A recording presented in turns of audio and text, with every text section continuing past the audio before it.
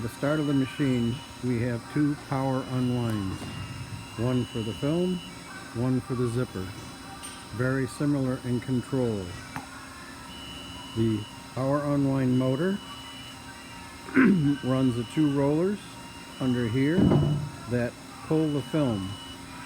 As that film is being pulled, the dancer bar is going up and down.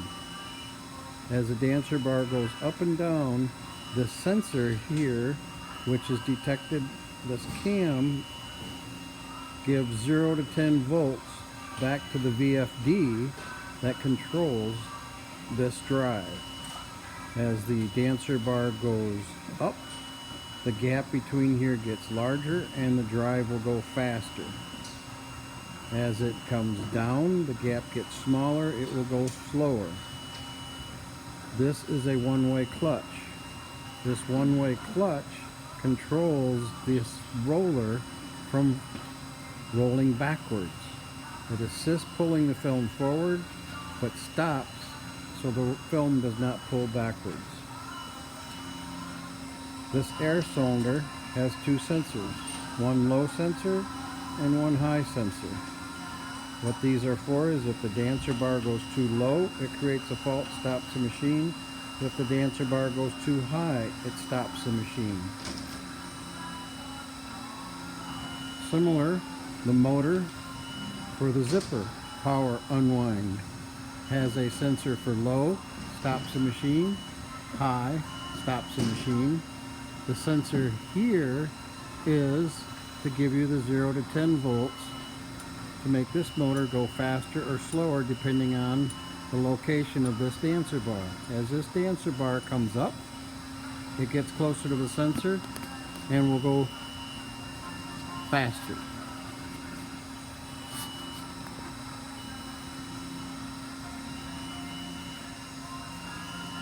This valve is controlling your gusset hole punch. The gusset hole punch punches the holes, as you can see right here, to create a glue-on-glue sealing for the gusset. Those are timed by using a PLS channel. Those punch when the film is not moving. The power edge guide, which you see right here, this is the control unit for the power edge guide. This is the sensor, the horseshoe sensor that detects the edge of the paper. As the edge of the paper comes towards us, it will make this arm move. If it goes away from us, it will make the arm move the opposite way. The tipping of the arm is controlling the film top edge. This mechanism in here is moving this top rail, and what that's doing is creating your top edge. So, quick rundown, you have two motors, you have 4 sensors for faults, there, and there. You have 2 sensors that give 0 to 10 volts feedback for the motors, there and there. So very similar in control design, doing the same function. On this side you have the tension for the rollers is done by the spring on a locking collar. Too much spring creates a wrinkle in the film in this area here. This spring is just enough pressure to keep the two rollers together to pull this film. This is a similar cylinder for the dancer bar, but has no sensors on it. To release this lock here will release, and this pin here locks this open. Now you can put the film in it. To put the pressure back on, you pull this pin and the pressure goes back on. Again, too much pressure creates a wrinkle in a film. The air pressure that's used on the cylinders is done by this regulator. This regulator has a mark on it to tell you where it should be. There could be some adjustments depending on your film. The power edge guide horseshoe that we talked about earlier is here, and to move that you turn this knob. Turning the knob in moves the horseshoe away from you. Turning the knob out brings the horseshoe towards you.